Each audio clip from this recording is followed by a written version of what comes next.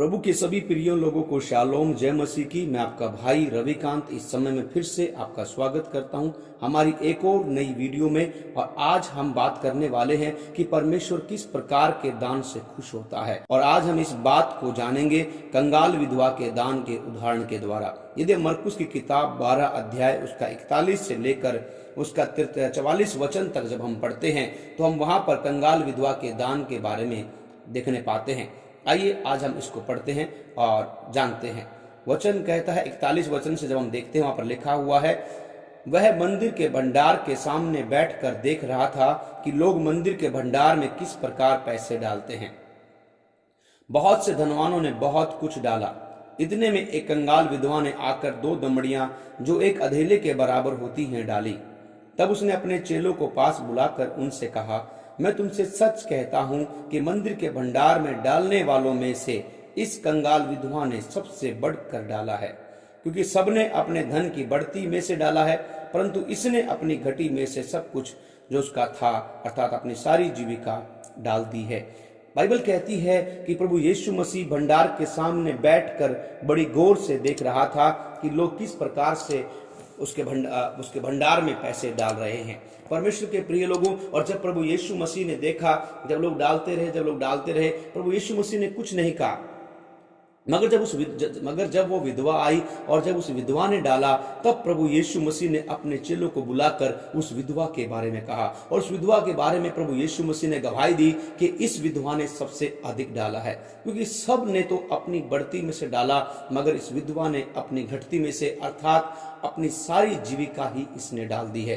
प्रभु के प्रिय लोगों, आज मैं आपसे कहना चाहता हूं, और ये मेरे जीवन का भी अनुभव है, यदि हम उसके भंडार में, यदि हम उसके भवन में कुछ भी लेकर के आते हैं, चाहे वो हमारा देह है, प्राण, आत्मा, शरीर, धन, पैसा, जो कुछ भी है वो हमारे पास में है, यदि हम परमेश्वर को कुछ देते हैं तो यकीन मानिए आप उसको पूरी रीति से पूरे हृदय के साथ दीजिएगा, तभी परमेश्वर उसे ग्रहण करता है।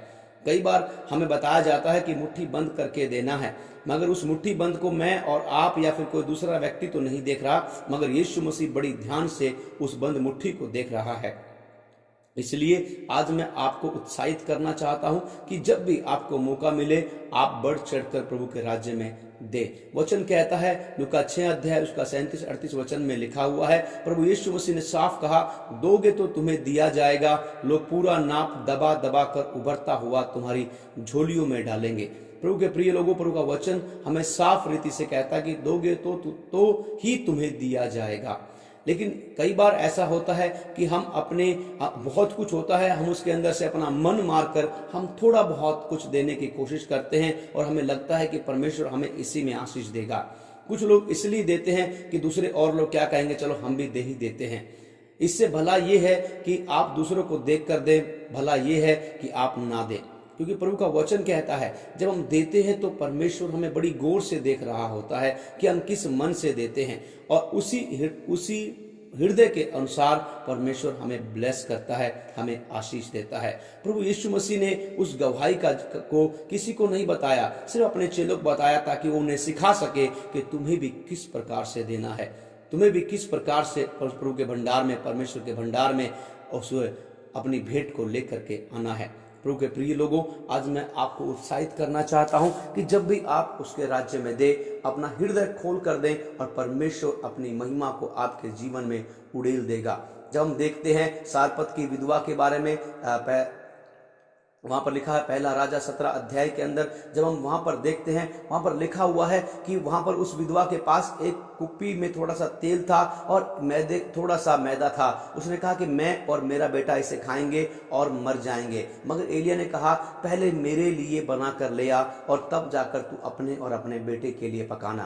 प्रभु के प्रिय लोगों, जब सारपत की उस विधवा ने जब उसे दिया, जब उसको रोटी बना कर दी, बाइबल कहती है, वचन कहता है कि उसकी कुप्पी का मैदा पूरे अकाल में खत्म नहीं हुआ, उसकी कुप्पी का तेल पूरे अकाल में खत्म नहीं हुआ और उसके घड़े का मैदा पूरे अकाल में समाप्त नहीं हुआ।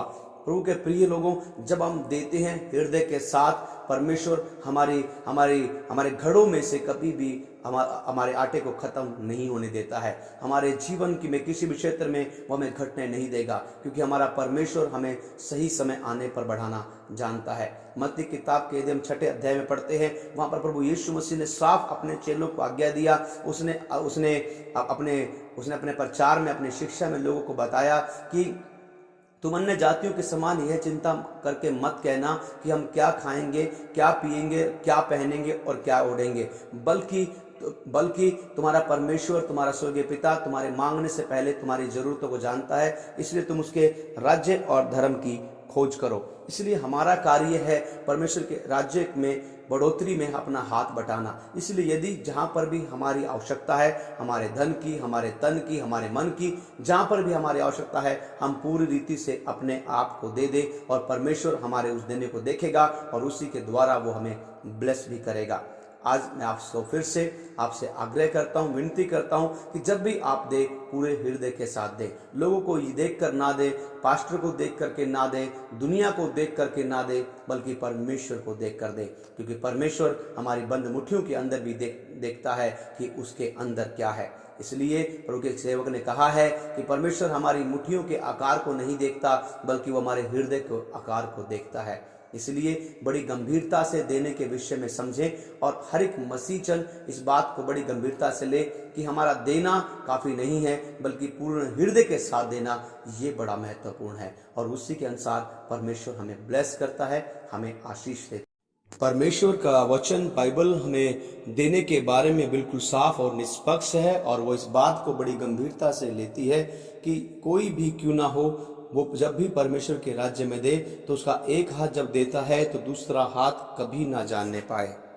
परमेश्वर हर्ष देने वालों से खुश होता है, ना कि कुड़कुड़ाकर और मन को मार कर देने वालों से प्रभु खुश नहीं होता है।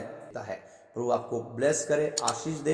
यदि आज आपने आशीष पाया है, हमारे वीडियो को लाइक करना, शेयर करना, कमेंट करना बिल्कुल ना भूलें।